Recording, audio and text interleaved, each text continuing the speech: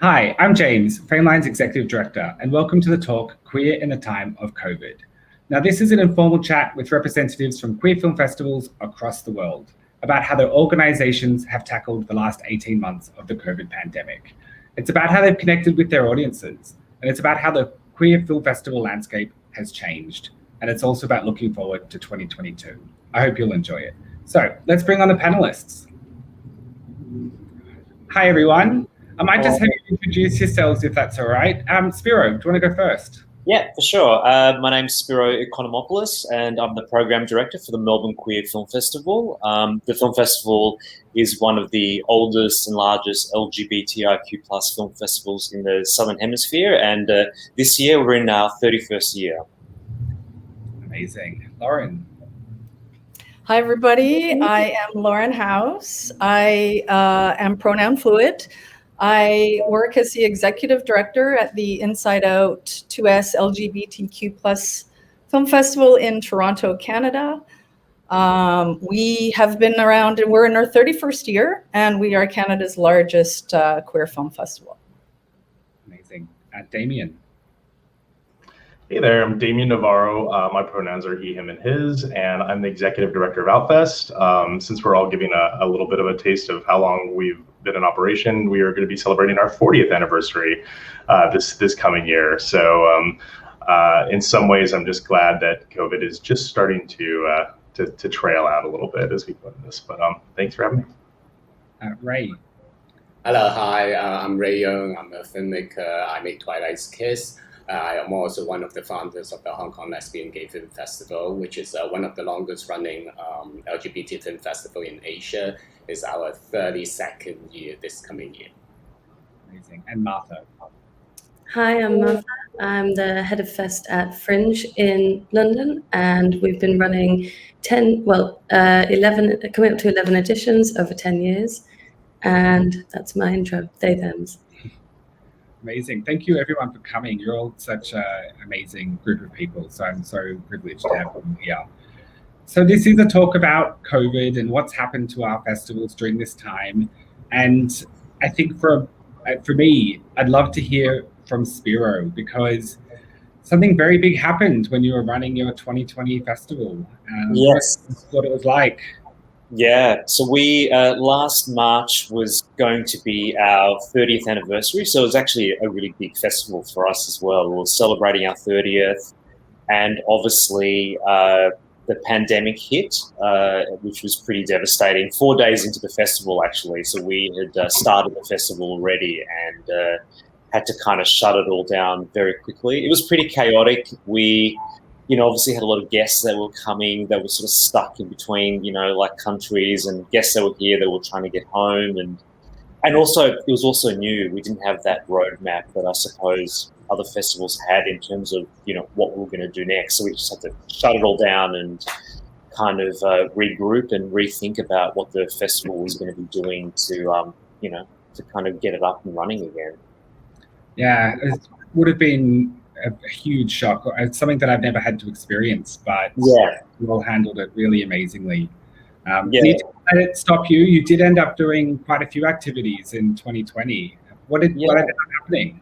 Yeah, we did. And it was interesting. Obviously, in the beginning, I think for everyone, it was also new. So we started thinking about online sort of offerings, and initially, sales agents and distributors were a little bit reluctant because I think for them, like all of us, were like, well, we're just going to wait it out. It'll be over in 6 months. And then as that reality started unfolding, it was like, this is not going to be over. And I reached back to a lot of people who had said no to us initially about doing online screenings, and everyone started saying, yeah, sure, because I think that reality sort of sunk in. And we, Melbourne in particular, from the rest of Australia, had gone into like a bigger lockdown than the rest of the country. So we were all at home, and we found, I think, a lot of success in the beginning with some of our online festivals that we started doing. We brought back a lot of the films that we were meant to have screened in March into these festivals. And I think for us, it was just really important to give filmmakers that opportunity to showcase their films. I mean, it would have been so disappointing for them as well to finally have that chance to show their films. And I just, for me, it was really about going, well, I just want to make sure those films actually get a viewing and they don't get lost in that kind of landscape. Yeah, and congratulations. I hear it was hugely successful and you were able to be nationwide for the first time, which is really exciting. Yeah, that was great too. And, obviously we found that we got I think what's been really interesting about the online sort of world is that we've reached out to an audience that we haven't had before. And not just, nationally, I think actually more vulnerable members of the LGBTI community who, for one reason or another, can't get to the festival anyway when it is playing in cinemas. So we have found that we've kind of reached out to a new audience that we sort of didn't know we had there. And I think that is an interesting kind of byproduct of all this and something that, we'd think about going forward in terms of having a presence online. Yeah, definitely. And you've also decided to change your festival dates going forward. This is one of those things that with COVID, people have been really looking at how their festivals run. Do you want to tell us about that? Yeah, well, I guess that was exactly at that. COVID has given us an opportunity to rethink when our dates are on. And initially, when we were thinking about this actually last year, and initially we thought, come November next year, it's all going to be a different landscape and we should be fine. We're going to be in cinemas and we want to do it properly in cinemas. And, this is not 100% the case, but it's definitely better. And I think moving those dates sort of to that November slot rather than March meant we could do an in-person festival in a much bigger way and have the parties. And we did a smaller festival just now in March, and that was in cinemas for the first time as well. And it was great to be able to do that again and just start getting audiences back into theatres. Yeah, amazing. I'm sure they would have loved that. Yeah, they did. Yeah. And I'm really curious now to speak to Damien for a moment, because what you did was really reshape the festival in some ways, and you've connected it to a streaming service that you've got, and I think you did some really interesting things. I'd love to hear about what Outfest chose to do and how it went. Yeah, I mean, I'd like to say that it was all strategic and perfectly planned and rolled out, but I think all of us can say for as much on the record that it's like, no, everything's fine. It was anything but behind the scenes. And, it really started with honestly the board and kind of the fan base, the members base, all kind of getting together and say, hey, listen, we're going to have permission to try some really unique things. I wouldn't even call them innovative because I think everybody was trying to find their own way of leveraging technology. The good news is we had a relatively new strategic plan that really talked about how do we service the industry, specifically those either trying to get into this industry or to continue to progress from a creator standpoint. And that was something that we wanted to really kind of focus on because it didn't require such a heavy lift. It was more around listening and responding. And then from a fan and audience base, I mean, everybody was obviously trying to capture this digital experience and determine how they wanted to engage with individuals online and whether or not their programs could be uniquely or directly mapped from what they were doing in the real world. And I think that was something that we all experienced, whether it was distributors or whether it was the fans or whether it was members, that people really wanted it to feel as real as possible. And that just isn't, you're not able to meet that. So we took a step back. We looked at, some of the necessary items that we knew we were going to require, like a streaming platform that could be more versatile between being able to support festival content, as well as we had some new initiatives that we were just about to launch, like an Outfest on the road or a directory for the queer industry. So we really wanted to invest a lot in technology, and that was kind of what we mapped right away. I'm lucky enough to have a previous career in digital media and technology, so I knew kind of how we wanted to skip some of the steps. And really what I was trying to encourage everybody to do is to use what I refer to as an open business model, meaning you're leveraging community partners, corporate partners, one another in really unique ways. And I think that was something that was very magical that kind of came together as we went through this. We do have two kind of notable film festivals, one that had just completed right before COVID. Of course, we hit our first Outfest Los Angeles. We did move it back into August simply because we're like you just said, maybe it'll be over by then. And then we quickly realized that wasn't going to happen. There was a lot. I mean, I don't know if I would say being centered in Los Angeles, quote unquote, the entertainment capital of the world, at least it used to be. We won't talk about production, but at least where a lot of the studios and their headquarters are based, did allow us to do some unique things. Obviously, everybody was still shuttered in, but we did try to lean on those relationships and partnerships that, you know, we've thank goodness have been able to like have as neighbors, and they really came to support. And you know, we had to balance though this idea of selling out. You know, anytime you start to bring in commercial support into your programs or into manifesting activations, you really got to be careful. Like, is this still authentic to us? Everybody has their business goals, but you really need to fight and make sure that you are very clear this is what we're doing and why we're doing it. And then throughout the year, we did, you know, we attempted to do our big Sundance brunch, as many have come to know. We got great feedback from that. We had wins, we had losses. You know, I know you and I shared some very transparent conversations about things that I was still learning and that I did not exactly get right. But that's the humility of everything about going through this time period.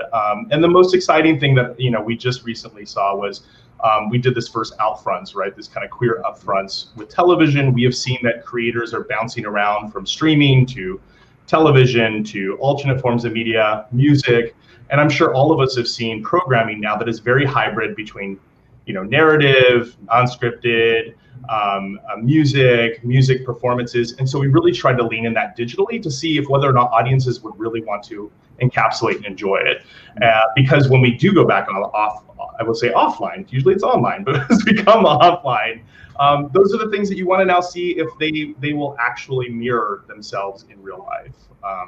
So hopefully that helps give you a little bit of a breadth. We have, of course, our festival coming up. We're all like, you know, ear to the ground on how everybody's doing and what worked and what didn't. And I'm just happy that this camaraderie exists now, because I think, you know, for so many decades, at least when I was coming online and on board, I did not have a career in this particular space or this industry. I did not grow up through it. So I was surprised that there wasn't this, like, what's happening right now on this panel. There was a sharing of ideas and support. And so I'm just so happy that that has really brought us together. Yeah, I definitely agree. I think we've really come together as a group at queer film festivals across the world, but also film festivals in our own areas, in learning from each other about how to tackle this time. And Damien, I think for your festival, you really went and did something different, and that's to be commended. So congratulations. Thank you. But you gave me a good segue as well, which was experiences. And actually, Martha, I'd love to talk to you about that, because your festival just has so many amazing things around the way that it works. Like before and after a screening is often all sorts of amazing activities. How did you try and replicate that in this environment? Yeah, I mean, that was the big question. And actually, the only thing that we really had to lose was we always did a midnight screening before. So that was the only thing that we couldn't do. And that would usually be 400 people dressed up as the Spice Girls or Madonna in a big old gay cinema. And yeah, we just couldn't have that or anything really like it. But I think everything else we tried our hardest with the resources we have. Because our festival's in November as well. And the 2020 version, I think we started planning a hybrid version. And then we saw BFI Flair, I think they announced one of the first lockdowns just before, like maybe a week before or so. And so they really didn't have time to translate everything. And luckily we had more of a run-up, much more of a run-up. So we had a plan B pretty much straight away.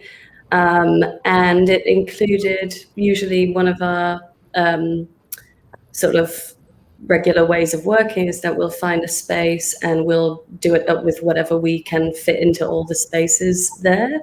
So obviously the usual kind of exploration in the space has not been really possible, right? But we decided to try and just create this online hub with what we have. And luckily we've got some techies on our team who are just really experienced in music festivals and things. And they started working on, I think, Ann Arbor Festival and then Alchemy Festival. And then they were ready for us, and they kind of were really, really well practiced by that point. And they just said, okay, how are we going to make something like that happen, something like our normal thing? We had a very rudimentary sort of hub that I made, and I've never made a website before, and that was a fun challenge, and something that I just didn't think I would end up doing.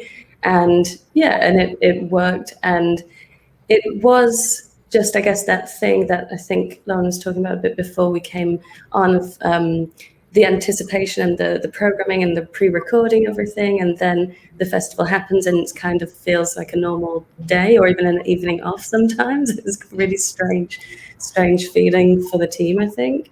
But definitely we had a lot of people say that we had a chat, some chat rooms, and we had some chat moderators being kind of cheeky and being quite personable, and a lot of, familiar faces in the online space as much as possible.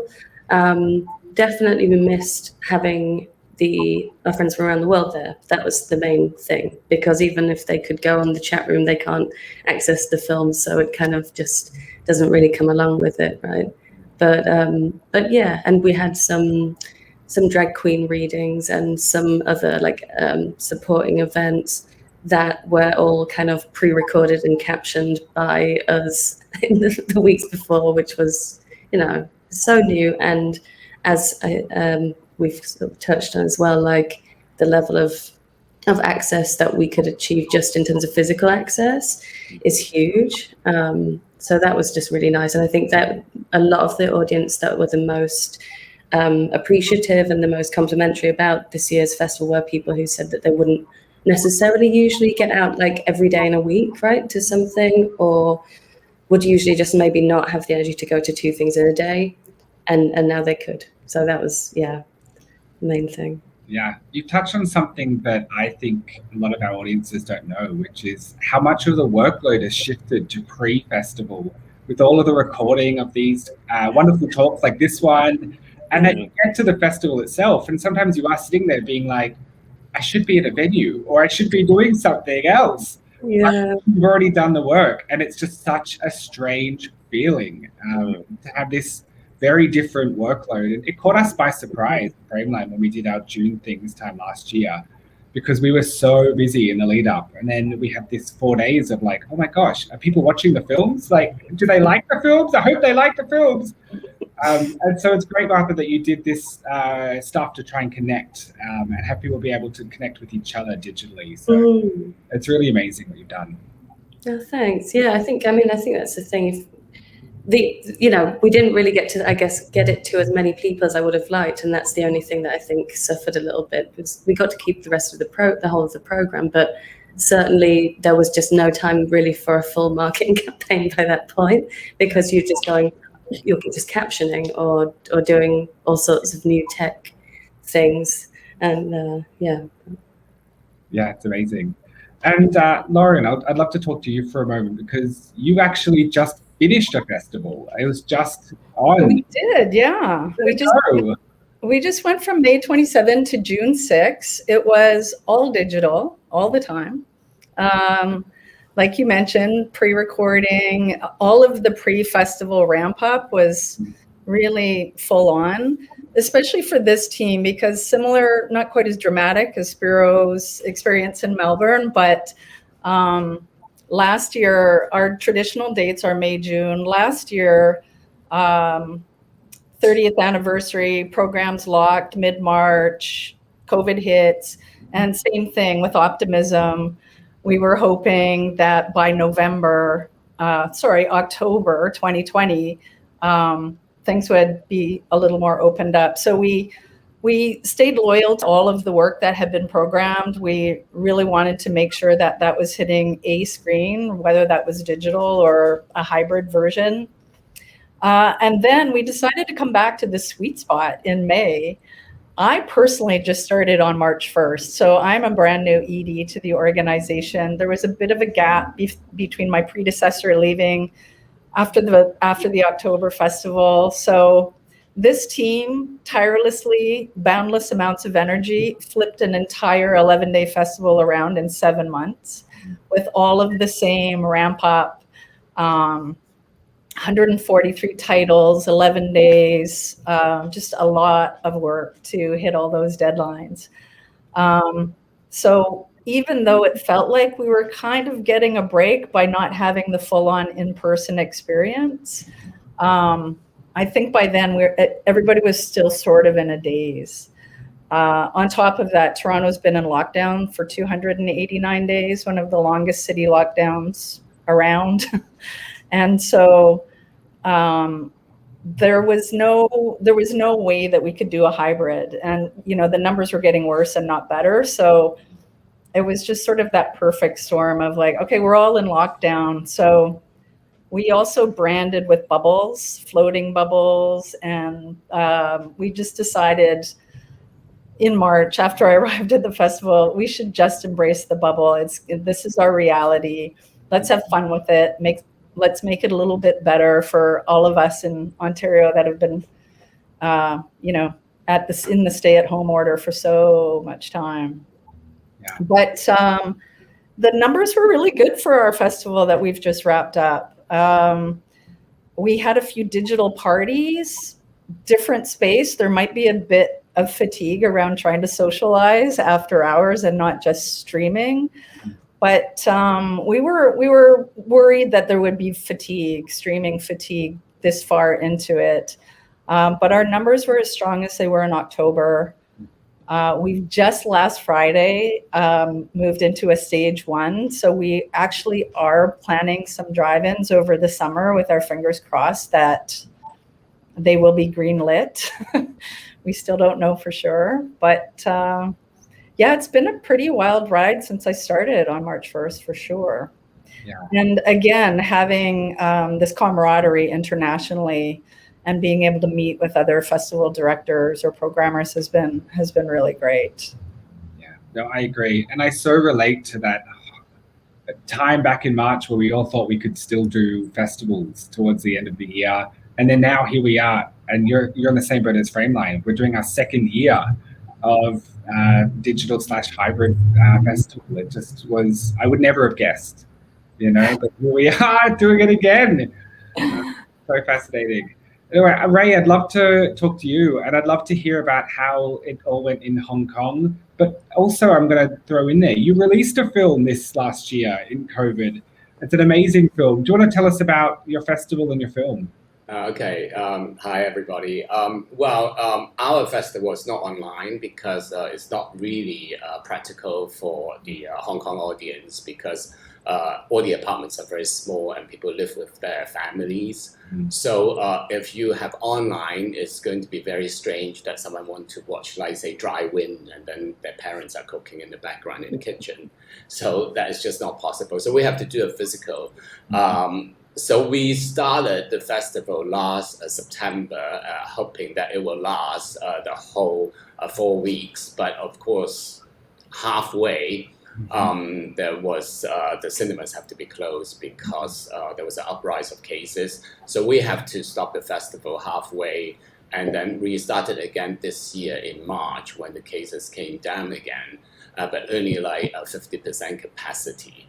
So, it was a struggle, but I think it's really for Hong Kong, the LGBT festival is the only way we can do. We can't do online, but we have to talk to all the distributors. Is that, okay, our screening fee is for 2 screenings already only, but if we have to close down or if we reduce the capacity, then we will have to have 4 screenings or whatever to cover up the audience, of the tickets price.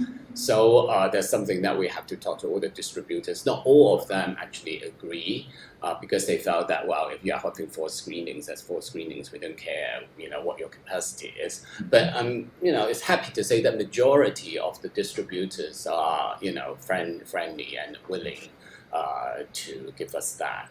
So that is the festival case. We are preparing for this coming festival. Again, it's going to be physical. But it has other challenges, which I will talk later. But at the moment, I just want releasing the movie Twilight's Kiss. We actually released it in Busan and Berlin I think 2020, right? So 2019 in Busan and 2020 is our European premiere. So at least we did the physical festival. It's very lucky, just right at the end. I remember after we did Berlin, we left and the whole Europe just closed down. So we were lucky that. But then the launching of the movie is very difficult, of course. Like we waited and waited and waited for the cinema to open, like say in America. So it really didn't. Well, we waited for over a year, and then we were supposed to show at the Film Forum. Of course, a dream come true, but in the end, it has to be online. And of course, I couldn't travel to New York, for the opening. So that was disappointing in that way. We are lucky that the cinemas in France is open now. So we actually just released in cinema June 9th, so just like less than a week ago. And people are returning to the cinemas in France. So we are opening in 29 cinemas, so 6 in Paris and 23 across France. So the numbers is healthy, considering that it's really the first week that people are returning to the cinemas. So hopefully it will, carry on like that. In Hong Kong, it was lucky that we, because it was a time that there's not a lot of big Hollywood movies that were being launched. So a lot of the cinemas actually had a lot of slots. That's when they are open. So we were actually able to open in 60 cinemas in Hong Kong. So that was very lucky. Of course, it was all half capacity. So, a lot of audience were worried about coming to the cinema. But in terms of amount of screens showing the movie, it was quite a record. So very happy with that. Yeah, and the name of it in America, Twilight's Kiss. Yes, brand. yes. In Asia, it's sok, not suck. That's what. Yes, that's right. Yes. Very popular at Frameline last year, one of our good sellers. So people obviously loved the film. And I was able to see it in a cinema when I popped back to Australia for a hot minute to see my family. And it was really special to actually be able to see it inside. So I really loved that moment I got to have. And Ray, you wanted to say some other things about film festivals in Asia.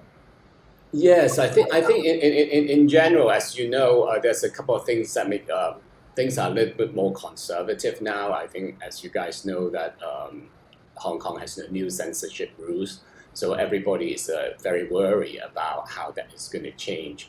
And I think that is going to change how the landscape or how we're going to program in the future as well. And I think also distributors as well. Recently, that we were going to program a movie from Singapore, actually.